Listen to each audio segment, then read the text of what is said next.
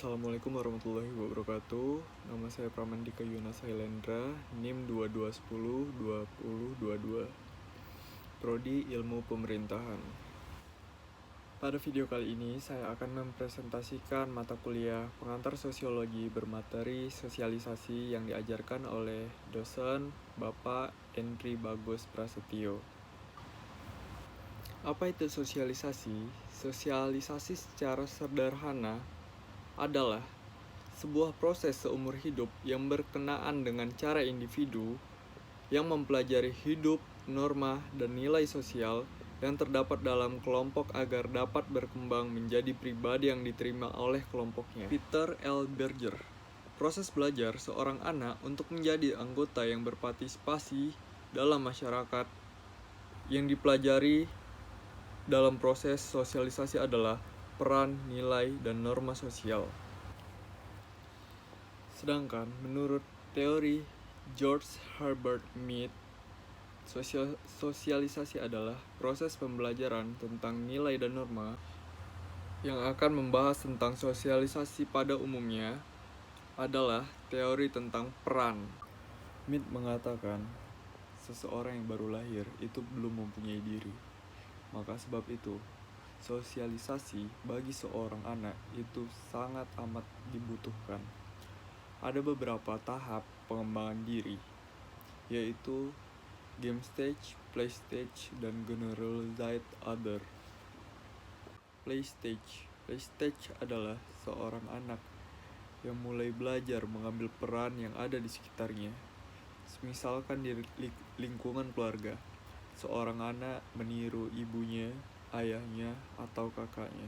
Lalu game stage adalah seseorang yang sudah mengetahui apa peran yang akan dijalankannya, dan dia juga mengetahui peran yang akan dijalankan oleh orang lain. Contohnya seperti seseorang anak yang bermain bola, dia tahu peran apa yang harus dijalankannya, dan dia tahu juga peran apa yang dijalankan oleh rekan-rekan setimnya. Dan begitu pula dengan peran-peran dari tim lawan. Dan ada juga generalized other. Generalized other adalah seseorang yang mulai mengurangi tahap peniruan dan dia akan mengganti dengan tahap peranan yang secara langsung yang dia mainkan dengan kesadaran yang utuh. Sebagai contoh, seseorang yang sudah mengenali norma-norma yang berlaku dalam kehidupan di lingkungan masyarakat. Berikutnya, seorang ahli bernama Charles H. Cooley juga berpendapat bahwa seseorang dapat berkembang dengan berinteraksi dengan orang lain yang disebut juga looking glass self. Ada 3 tahap dalam looking glass self. Tahap pertama adalah persepsi terhadap dirinya. Tahap kedua itu penilaian orang lain terhadap dirinya. Dan yang ketiga adalah apa yang dia rasakan dari penilaian orang terhadapnya. Sebagai contoh, seseorang yang mendapatkan nilai D atau E, dia akan berpikir bahwa dirinya itu bodoh. Lalu untuk yang tahap kedua, karena dia bodoh, dia akan kurang disukai oleh dosen. Dan untuk yang tahap yang ketiga,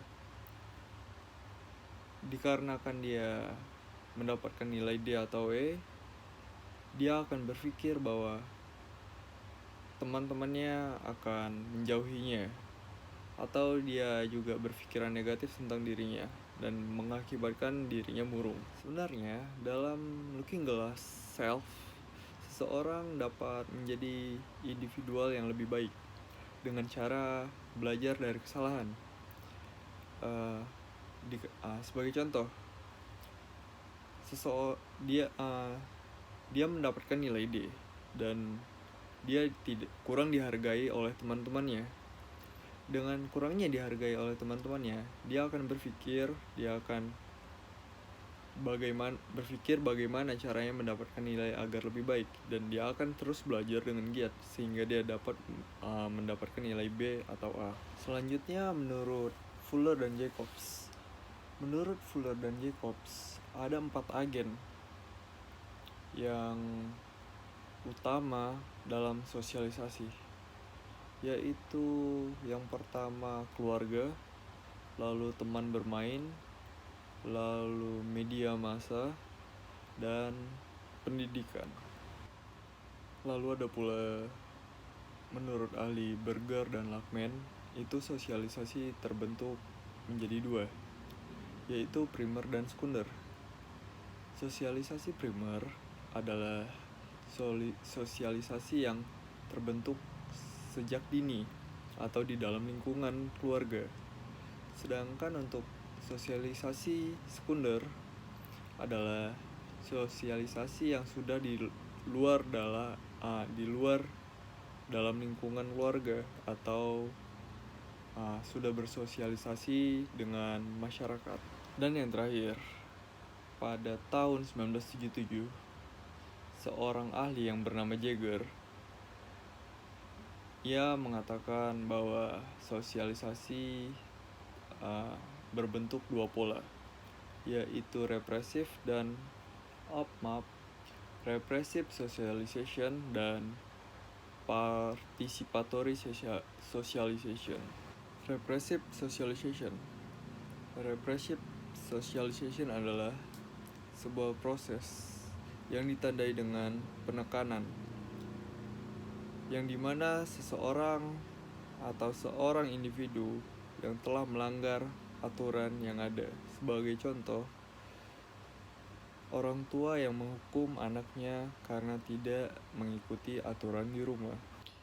Sedangkan participatory socialization adalah proses di mana lebih memfokuskan kepada kebiasaan, adat istiadat, nilai dan norma tanpa adanya paksaan atau kekerasan. Sebagai contoh, orang tua yang akan memberikan hadiah kepada anaknya apabila ia berperilaku baik, dan apabila ia berperilaku buruk, dia akan mendapatkan hukuman juga. Oke, baik, sekian presentasi dari saya. Maaf bila ada kekurangan. Wassalamualaikum warahmatullahi wabarakatuh.